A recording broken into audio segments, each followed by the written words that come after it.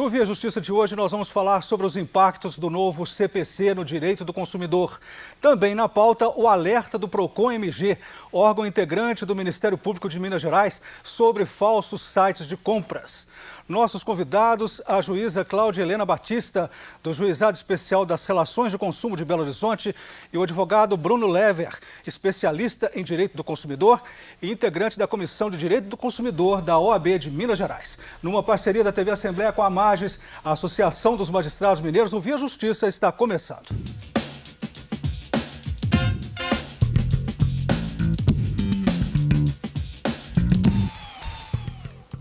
Cuidado com falsos sites de compras. O PROCON-MG faz um alerta aos consumidores.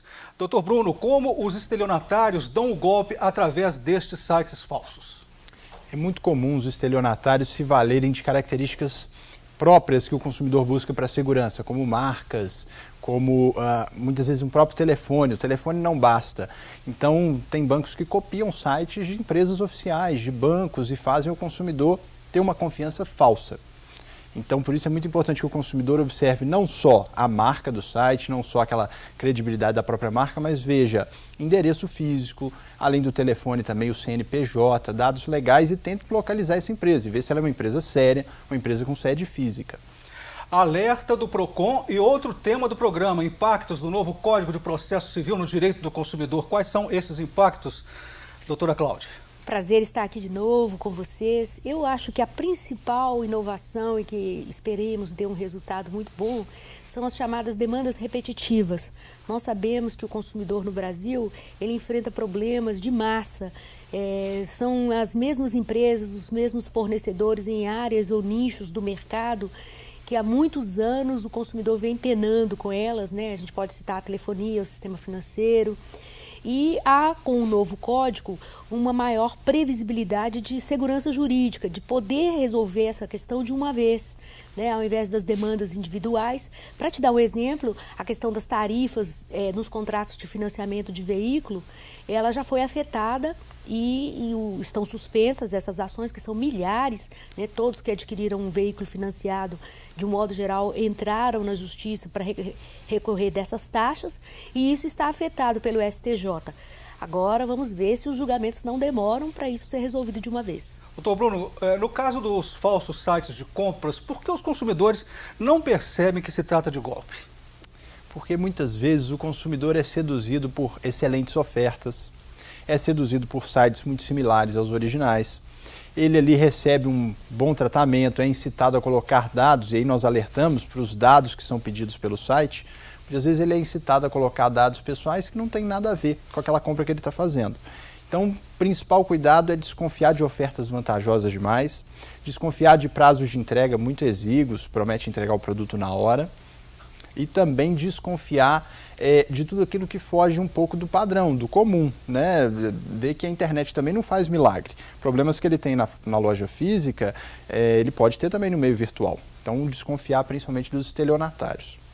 Doutora Cláudia, por que a alteração do direito processual civil interessa ao direito do consumidor? O que dizer sobre o novo CPC e a proteção do consumidor? Eu acho que houve uma integração do sistema, né? O Código de Defesa do Consumidor ele era anterior, o Código de Processo Civil ele era anterior à Constituição de 1988, ele era de 73. E muitos dos temas que a Constituição trouxe, como a realização, por exemplo, principal, a celeridade processual, o Código de 73 não tinha essa preocupação. Esse novo tem, né? Vamos ter uma razoável duração do processo. Também no Código de 73, a participação do juiz ela ainda era mais naquela linha tradicional, o juiz mais, vamos dizer assim, imparcial, precisando ser provocado pelas partes. O novo Código traz uma posição do juiz um pouco mais dinâmica e também das partes, né, que passam a ser colaboradores no processo. Então, por exemplo, o novo Código permite, inclusive, você ajustar com as partes a duração do processo, né, o chamado negócio processual. Então, são mudanças que, com o tempo, nós vamos ver se elas vão realmente repercutir, mas que estão dentro desse espírito que é da Constituição, de uma justiça mais democrática, mais célere, mais participativa e atendendo aos princípios do consumidor.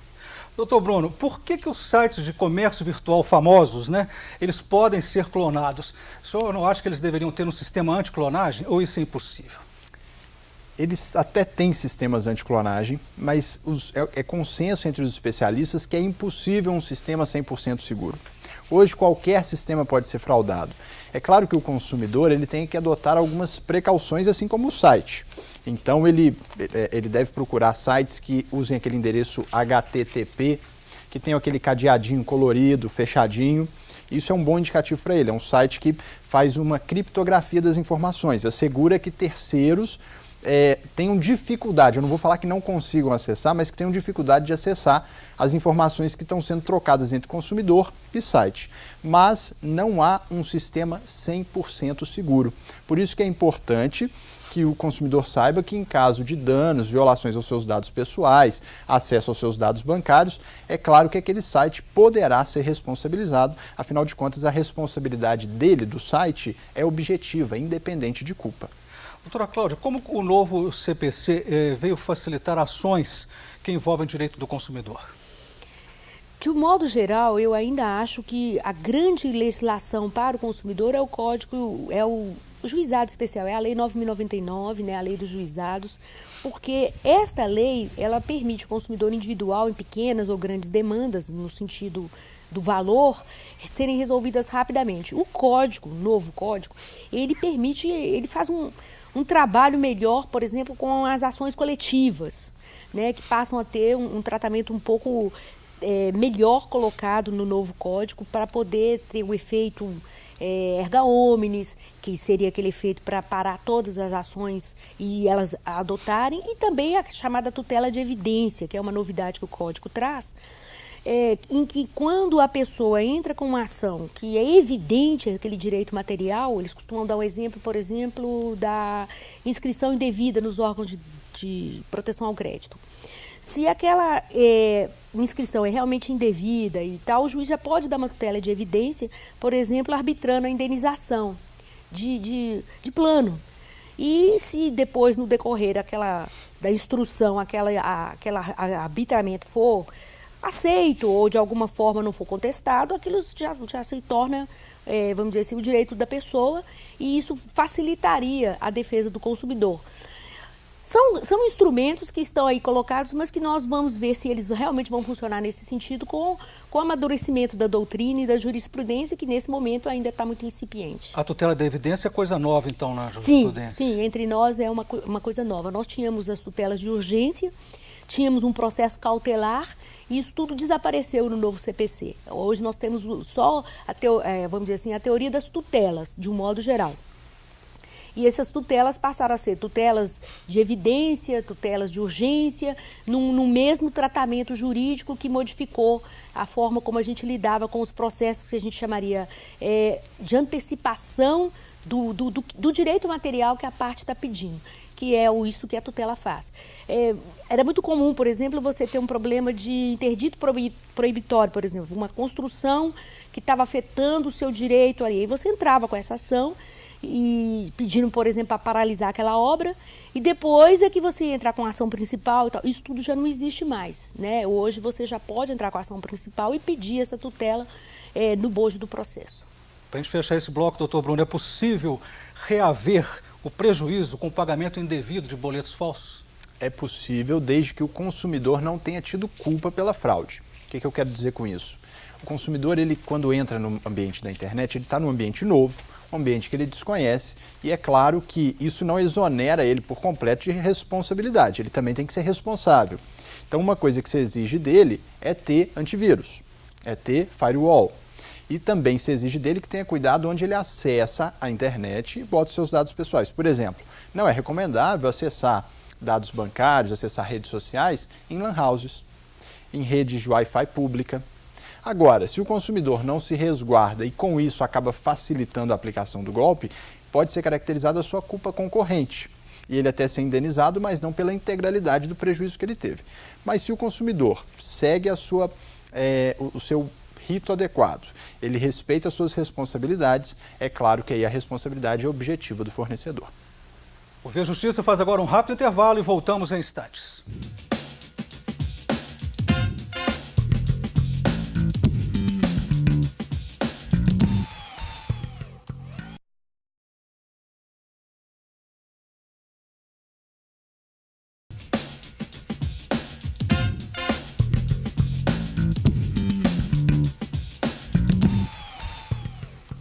Via Justiça de hoje com os temas alerta do Procon MG sobre falsos sites de compras e os impactos do novo CPC no direito do consumidor. Participam do programa a juíza Cláudia Helena Batista, do Juizado Especial das Relações de Consumo de Belo Horizonte, e o advogado Bruno Lever, especialista em direito do consumidor e integrante da Comissão do Direito do Consumidor da OAB de Minas Gerais. Doutora Cláudia, em termos de direito do consumidor, é verdade que o novo CPC ele conduz a um fortalecimento das normas consumeristas? Acredito que sim. Se você pensar nessa questão da distribuição dinâmica das provas, que muita gente pensa que é, vamos dizer, levar para a justiça comum toda a questão da inversão do ônus da prova. A inversão do ônus da prova, que é um instituto do direito do consumidor, mas que não é exclusivamente dele, ela traz essa possibilidade do juiz, sabendo que a prova é difícil para o consumidor, que ela é complicada para o consumidor, determinar que o fornecedor traga. Isso agora também vai ser possível na justiça comum, em outros aspectos, quando você sabe que aquela prova está em poder do réu, por exemplo, e ele pode apresentar para trazer a verdade dos fatos. Então, eu acredito que o fortalecimento de alguns institutos que já conhecíamos do direito do consumidor dentro do processo civil como um todo, vai ser um elemento muito importante para a gente ter uma nova mentalidade no Brasil de colaboração, de conciliação também, de resolver o problema de uma vez por todas, porque mesmo com a atuação firme dos vários órgãos de defesa do consumidor, PROCONs, institutos de defesa do consumidor, o Brasil ainda tem uma resistência muito grande em mudar práticas abusivas, lesivas, e isso todo mundo sente que precisa ter um patamar diferenciado. Doutor Bruno, o senhor falou das dicas do PROCON para que as compras online sejam feitas com mais segurança, tem que ter lá o HTTPS, né? Perigos das redes de conexão Wi-Fi públicas, né? Por que aquele HTTPS é mais seguro? Porque aquilo é a prova de que aquele site utiliza um certificado digital que faz a criptogração ou criptografia dos dados. O consumidor pode botar os dados dele ali naquele site, fazer a comunicação com o servidor e diminui-se a possibilidade de que um terceiro consiga invadir aquele sistema, aquela rede e furtar esses dados. Esse certificado digital é como se fosse uma barreira para que esse terceiro entre. Como eu disse, não há sistemas 100% seguros, mas já é um reforço muito maior para a proteção do consumidor. Agora, a rede Wi-Fi pública aí... A rede Wi-Fi pública, o problema dela é que normalmente, como os especialistas explicam, quando você entra nela, ela considera que todo mundo que está ali dentro é amigo. Então não há uma proteção muito grande entre os usuários. É difícil entrar nela, há toda uma exigência de dados, mas uma vez que um hacker consiga entrar, ele tem acesso aos dados de todo mundo que está trafegando naquela rede pública. Doutora Cláudia, qual é o impacto do novo Código de Processo Civil no direito do consumidor em termos de medidas conciliatórias? Câmaras de conciliação em direito do consumidor já foram criadas em Minas Gerais? Sim, o Tribunal de Justiça, mesmo antes da implantação do CPC, ele já estava preocupado com essa cultura da conciliação e tinha já todo um trabalho dos chamados CEJUs, né, que são os Centros de Solução dos Conflitos, e esses CEJUs estão sendo ampliados e instalados praticamente em todas as comarcas para ser o local onde as conciliações serão prioridade. O novo Código traz a conciliação como obrigatória, traz consequências para quem não participa dessa audiência, assim como já fazia a Lei 9.099, e incentiva ao máximo as pessoas a comporem, né, a solucionarem os seus conflitos nessa sessão. Também dá uma importância muito grande às conciliações pré-processuais, aquelas que são feitas antes mesmo de entrar na justiça. E com isso eu acho que nós poderemos trabalhar muito nessas câmaras, inclusive com o sistema de arbitragem, com o sistema dos PROCONs, que também fazem conciliação, Ministério Público, enfim, toda essa rede voltada para essa nova forma de resolver os conflitos, que sem dúvida é a melhor porque as pessoas participam. Quais são as estatísticas hoje de busca de conciliação? Então, no sistema dos juizados, que é obrigatório, né, nós temos só em Belo Horizonte, hoje que está tudo centralizado, mais de 1.000 audiências dias de conciliação. Acredito que no Fórum Lafayette esses números também são bem relevantes, porque o CEJUS entrega também conciliação na família, na área de família, que não entra nos juizados, nas áreas de negócios, né, empresas com empresas. Então, toda essa gama de conciliação deve dar aí uma movimentação populacional, sei lá, não posso nem... Mas tem estrutura para isso, doutora Cláudia? Estão sendo construídas, né? O Juizado Especial, por exemplo, está com uma nova sede no bairro Santa Efigênia, onde funcionava o antigo Tribunal de Alçada, uma estrutura muito boa, toda voltada para esse atendimento ao público e possibilitar a conciliação. Doutor Bruno, e-mails de banco são iscas para golpes? Como o consumidor deve proceder nesse caso? Qual seria o maior chamariz para golpes virtuais? O maior chamariz para golpes virtuais são os boletos de cobrança. É comum, como nós estávamos conversando há pouco, que estelionatários, às vezes até algumas associações de fachada, enviem para o consumidor boletos bancários, boletos até mesmo de impostos, de tributos, para que esse consumidor faça o pagamento. E ali esses valores vão para contas desses estelionatários. O consumidor tem que desconfiar. Não é comum, não acontece de você receber intimações judiciais por e-mail, de você receber boletos para pagamento de tributos por e-mail. Então, recebeu, verifica, entre em contato com o órgão responsável. Recebeu um boleto do banco por e-mail, não abra, pode ser um spam. Entre em contato com o seu gerente, converse, verifique, busque o boleto no banco, evitar fazer qualquer tipo desses pagamentos por e-mail. A senhora tem muitos casos assim lá no juizado, doutora Cláudia? Sim, o comércio virtual hoje é um grande fator de litígios que a gente enfrenta. Eu já tive vários de sites falsos. Temos também o problema, por exemplo, na área do direito pessoal, de fakes, né, os chamados fakes, perfil falso para denegrir a outra pessoa, que embora não entre na área do direito do consumidor, é uma coisa muito recorrente. A pessoa cria um falso perfil na internet só para, vamos dizer assim, atacar um desafeto, e isso gera muito problema no judiciário. E com relação às compras virtuais, é muito importante o consumidor fazer testes, por exemplo, né? Sair daquele site antes de comprar, verificar, por exemplo. Já aconteceu comigo, por exemplo, de você usar uma senha falsa. Aí você faz uma senha falsa, a coisa concretizou, você fala, tem algum problema, eu usei uma senha falsa. É uma boa dica a pessoa, de vez em quando, usar essa senha falsa. Porque se essa senha falsa for aceita, tem algum problema. Né? Então, ter muito cuidado na hora de concretizar as transações. O Via Justiça faz mais um intervalo e voltamos em seguida com o bloco final do programa.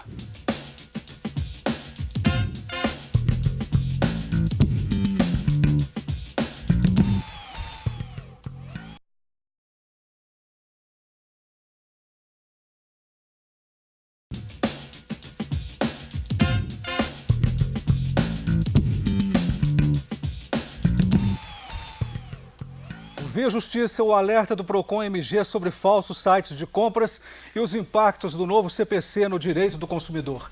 Participando do programa, a juíza Cláudia Helena Batista, do Juizado Especial das Relações do Consumo de Belo Horizonte, e o advogado Bruno Lever, especialista em direito do consumidor e integrante da Comissão de Direito do Consumidor da OAB de Minas Gerais. Doutor Bruno, por que é importante conferir a política de privacidade do site, bem como a política de trocas e devoluções? Bom, vamos retomar. O consumidor, ele é vulnerável. Mas quando ele está no ambiente virtual, ele é hiper vulnerável. Porque além dele estar num setor profissional, onde ele é leigo, ele desconhece, é um setor ainda mais novo. É um mundo virtual, um mundo completamente novo para ele. Ali, os dados pessoais dele são entregues por ele, são coletados por ele. Ele mesmo, hoje a gente tem o fenômeno do oversharing, que é aquele consumidor que se auto-expõe na internet em demasia. E ele entrega esses dados pessoais, e ali ele não sabe o que vai ser feito com aqueles dados pessoais. Na política de privacidade, nos termos de condição de uso do site, vai estar informado para ele o que o site vai fazer com os dados pessoais dele. Se o site vai compartilhar com terceiros, vai deixar público, vai deixar privado, se o site está autorizado a comercializar esses dados pessoais dele. Dados pessoais que eu digo são nome, preferências de compra, CPF, RG, as últimas compras que ele fez. Então é ali, nesse documento, que embora muitas vezes seja extenso, seja difícil de ler, é ali que ele vai encontrar essas informações. Doutora Cláudia, quais tutelas do direito do consumidor foram incorporadas pelo novo CPC? O que dizer sobre a tutela específica da obrigação e da flexibilização do ônus da prova?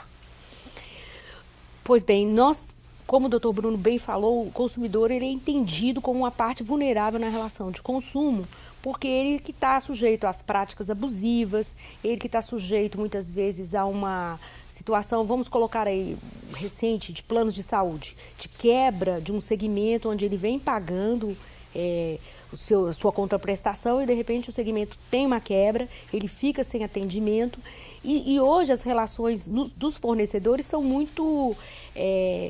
vamos dizer, intricadas. No plano de saúde você tem o prestador, você tem a operadora, você tem às vezes alguém que está intermediando e o Poder Judiciário ele ficava sem mecanismos para intervir de uma forma rápida, eficaz e que pudesse trazer essa proteção tanto para o consumidor quanto também para o mercado.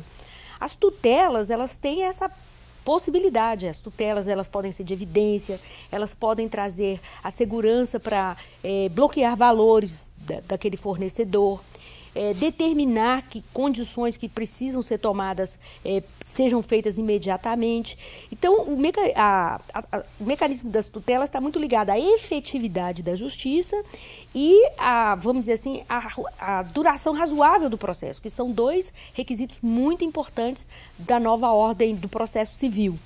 E nesse contexto, o Código de Defesa do Consumidor, vamos dizer assim, ele já traria esses instrumentos que foram valorizados e incorporados no novo Código de Processo Civil como, vamos dizer assim, com mais intensidade. Então, como eu disse antes, as teorias da tutela elas passaram a ser quase que o mote do novo Código de Processo Civil. O site do UOL mostrou uma pesquisa indicando que o internauta de mais de 55 anos é alvo mais fácil de fraudes. Por que, doutor Bruno, os idosos seriam os mais descuidados? Falta de conhecimento cibernético? Os idosos também entram nessa categoria dos hipervulneráveis.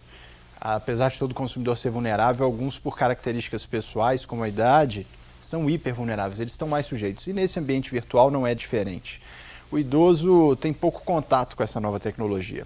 E hoje você tem contratos que você celebra com um simples envio de uma mensagem para o seu celular dizendo: se você quer contratar, responda o número 1, aperte o número 1 e mande de volta. Muitas vezes o idoso, sem saber o que ele está fazendo, aperta o 1 e manda de volta e está contratado um serviço.